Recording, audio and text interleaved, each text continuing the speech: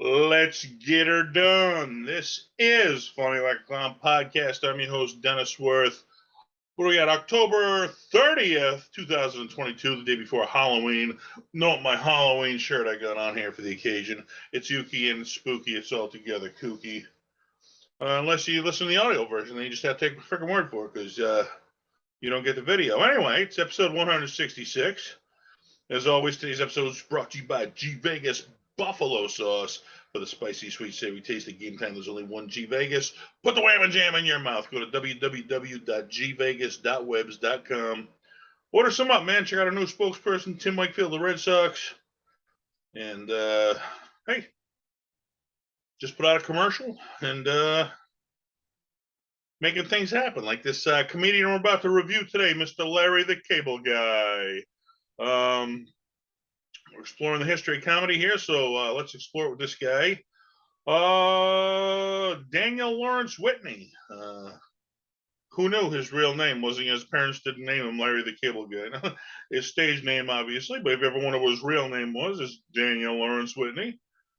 Let's see, best known as a member of the Blue Collar Comedy Tour, which was this hugely successful comedy tour, playing freaking arenas like the Beatles and shit, you know.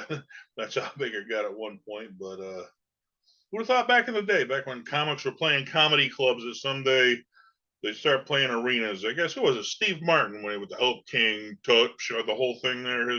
He was the first one who started doing the big arenas as a comedian. Then Eddie Murphy came along and just blew it into a new atmosphere with his comedy, and many have followed. But man, you're in an elite club when you're doing that. I can tell you that much. Elite club indeed.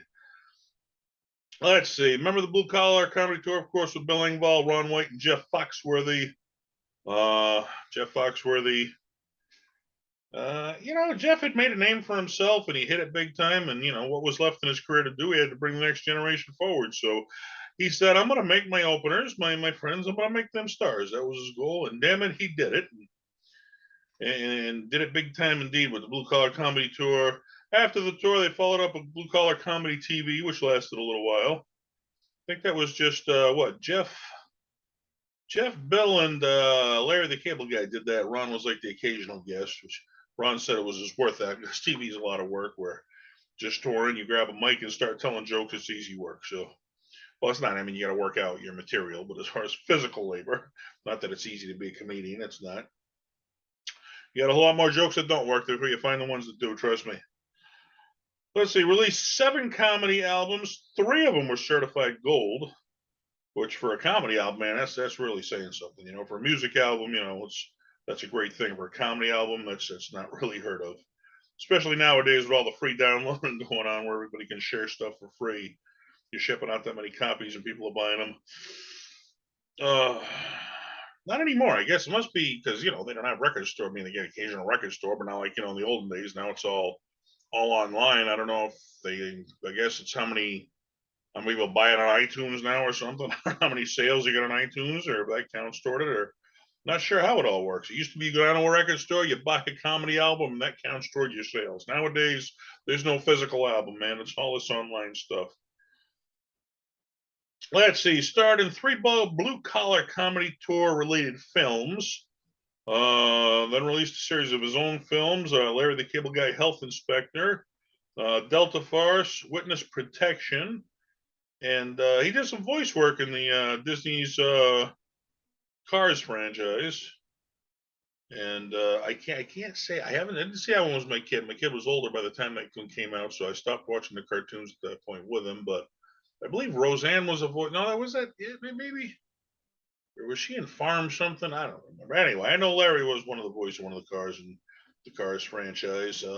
Hey, Disney, you get in with Disney and making some money, baby. Not a bad place to be. That's top the chain right there, baby. Also released a book called Get Her Done. So Larry the Cable Guy making it happen.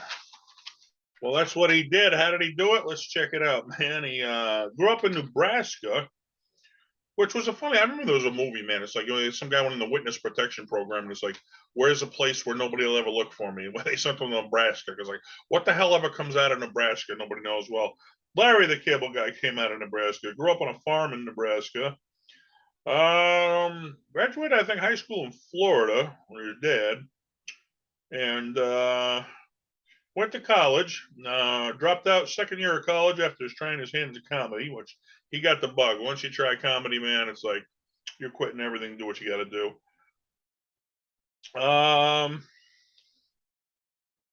He credits his roommates actually for his.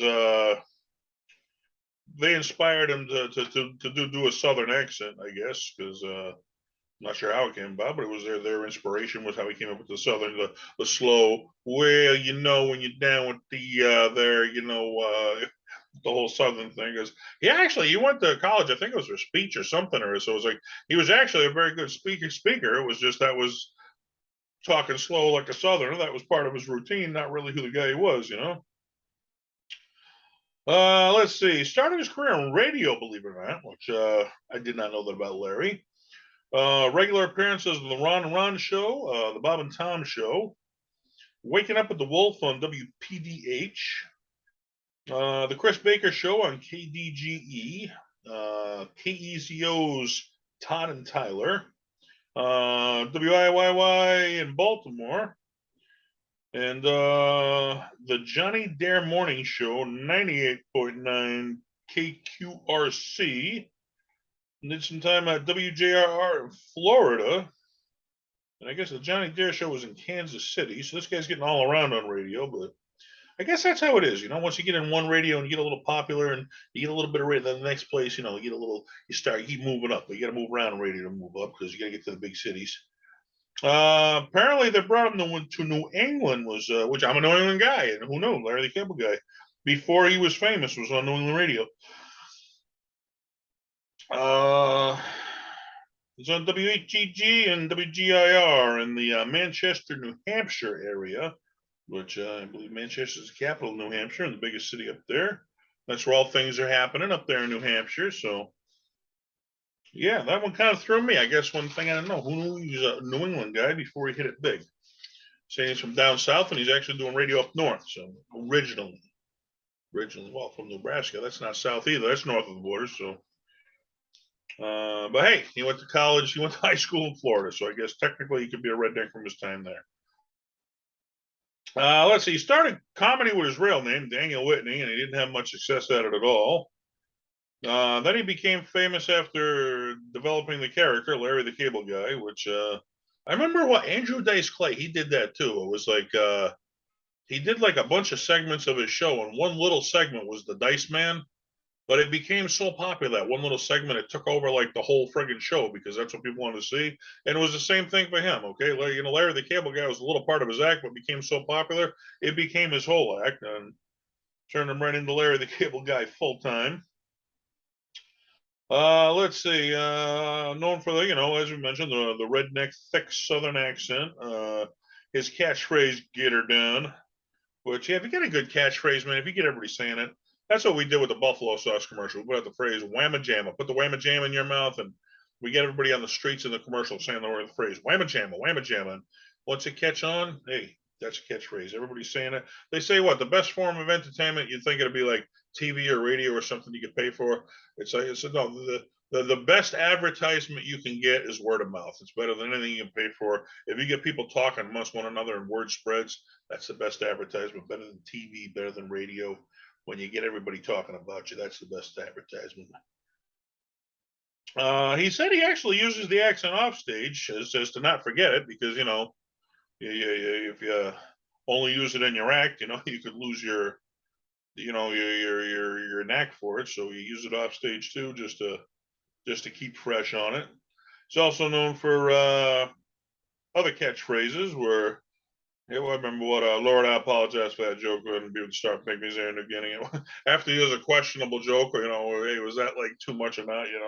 He'd ask the Lord to apologize. And he said after his show, people were coming up to him, what the heck were you talking about? The pygmies in New Guinea? Nobody knew. It was just funny, and nobody knew what the hell he was even talking about.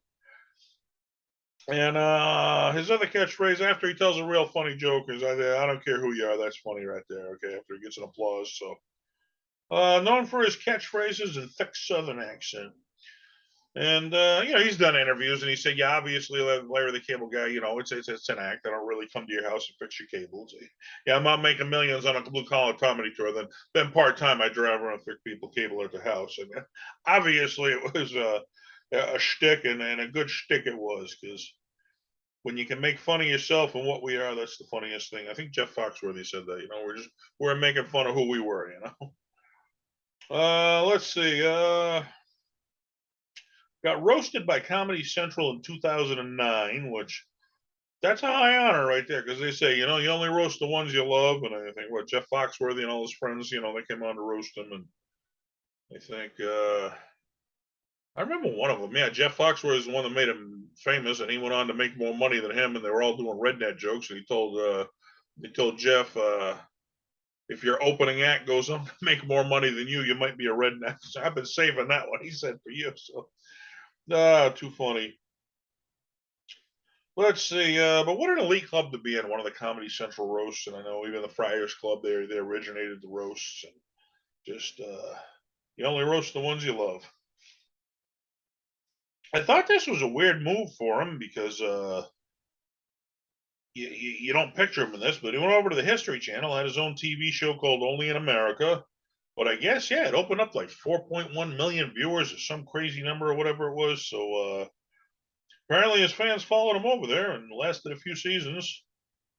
But you just don't think History Channel and Larry the Cable Guy, they do. I don't know. History Channel seems like a serious place to be. Larry the Cable Guy, not such a serious guy, but somehow they made it work, I guess.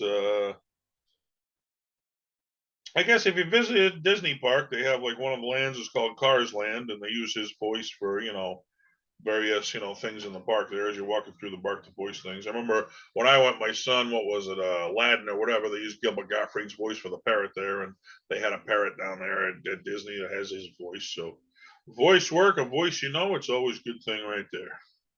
A distinct voice. Who knows? Maybe I got some voice work coming after the podcast is over. I can't tell you now, but man, I'll announce it. Don't you worry. Let's see. Now here's one I didn't know. There's always one fun fact you got about Larry the Cable Guy. Every podcast there's one fact that you probably didn't know. A North Dakota food company actually developed a line of Larry the Cable Guy food products, such as boxed hamburgers and stuff like that. And they actually released a line of food products called Larry the Cable Guy Food Products, with some of the proceeds going to the Get It Done Foundation. So who knew you could eat a Larry the Cable Guy boxed hamburger? Because I've never seen one personally in a supermarket, but well, I mean, I know, yeah, what Paul Newman has a spaghetti sauce or whatever it is. Yeah, I know celebrities, yeah, they're on cereal boxes. So I guess, yeah, the food industry, hey, I know what soda's a big one with NASCAR. Yeah, geez, you get a soda sponsor. That's where the big money is right there. But who knew Larry the Cable Guy would have his own line of food out there? Well, here's another one you wouldn't have suspected. Okay, now he's got the thick Southern accent, which as I said, is just a shtick, and he went to college for speech, so he's an actually good speaker, but you wouldn't know it. But what a perfect place to put him. He competed in season 6 of The Masked Singer, so nobody would expect Larry the Cable Guy. Well, I mean, he does sing with the guitar there, so I mean, he is an established singer as well. But I mean, for The Masked Singer, I could see how that would be perfect. Uh, let's see. He resides with his wife now. If you ever what happened to Larry the Cable Guy? We don't see much of him anymore. Well, he made his money and resides with his wife on a 180-acre farm in Lincoln, Nebraska now. So I guess he grew up in a small farm in Lincoln, Nebraska. Not Lincoln, but in Nebraska. Now I mean, he has a big farm. He went from little farm growing up to big farm living on Lincoln, Nebraska. Well, where did he grow up in? His hometown of Pawnee, Nebraska, actually named a street after him, which that's always cool. I've heard of, you know, like Larry Bird gets big or something, and like, is his hometown high school retire his number or something. That's always cool when the place where you came from, acknowledges your work that you did in the world. I guess he's a big Nebraska Nebraska Cornhuskers football fan is what I tried to say. And I guess if you look, I guess it's imprinted on his little army hat there. He wears on the Larry the Cable Guy thing. And well, one of his movies, he wears a necklace with the Cornhuskers logo on it or something. So big fan of those. Back to the singing thing again. He's a big REO Speedwagon fan, and he appeared with them in 2013. So, can you imagine getting on stage and singing with one of your heroes? Because I'm a huge Van Halen fan, and if I ever got to get on stage and do a song with frickin' Van Halen, well, Eddie's dead now, but I mean, if they ever did a reunion tour, I would die. I mean, that's the fun stuff you get to do when you hit it big like that. You know, there's like I've told you, I'm a Boston guy, and Lenny Clark, he's like the big, representative of Boston comedy. And it's like when you see him down at the Fleet Center with the Celtics game, hanging out with the Celtics owner, or you see him on the Red Sox broadcast or something. It's like, why can't I do shit like that, man? Who knows? Hey, someday over the rainbow. All right, let's see. Yeah, you don't hear enough about this stuff, and it's like, well, as I said, I'm a big Van Halen fan, and Sammy Hagar said, he does a lot of charity work because you can't keep everything. You got to give some back. He said, it's great to be rich and famous, but you got to pay tribute to the people who made you rich and famous and give back. So, Larry the Cable Guy donated $5 million. And even if you're rich, $5 million is a hell of a lot of money to the Arnold Palmer Hospital and the Arnold Palmer Hospital for Children in Orlando, Florida, after they helped cure his son of dysplasia as a child. And well, I guess he raised that money through appearances on Family Feud and Are You Smarter Than a fifth grader? I'm sorry, which was his friend Jeff Foxworthy's show. So well, yeah, I remember what they did at the Family Feud. I do remember them doing like episodes for like charity. Whoever wins so much money goes to the charity or whatever. So that's hey, great to give back, man. 2012, the hospital opened a new wing called the Wyatt Wing, which was his son's name was Wyatt. So, man, what a great thing, man. Just so hey, if you're doing comedy and you're not getting much of a reaction, well, you need a shtick, you need a catchphrase, you need something to be remembered by. Hey, my shtick, I'm the child support superhero. I took a class on comedy. They said, do your real life stuff. And, well, I paid child support, came up with a character called the Child Support Superhero, which you can find on Facebook. And it's got almost 15,000 followers, man. And every time I post anything, I'm really helping people out through comedy doing it. I've released a movie, The World Needs a New Superhero. You can see it on Vimeo on demand or on Tubi. You can watch it with commercials, streaming services. And man, I mean, it's when I went through the court system, man, I was a young man. This was before the internet. Okay, I didn't know who to turn to, and I've had so many people I've helped out with this character. Them contacting me, say, "Hey, I thought I was alone. I didn't know what I was going through." So it's always cool. That's the way I give back, and that's the character I'm known for. And hey, man, I went from a comedy routine to a movie to helping people out. That's always a cool thing. Who can you help out, man?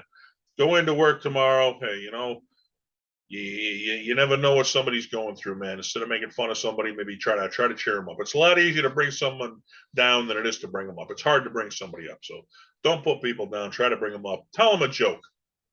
I've been getting dad jokes lately, so if you got a good dad joke, you hear about that restaurant on the moon? It's got great food, no atmosphere. Right there. All right. On that note, I'm going to bed. I'm Dennis Wirth, Final Clown Podcast. We're exploring the history of comedy and what better place to do it right here. Tell your friends, tell your neighbors, tune in, get them in here. We're going through the roof. And good night.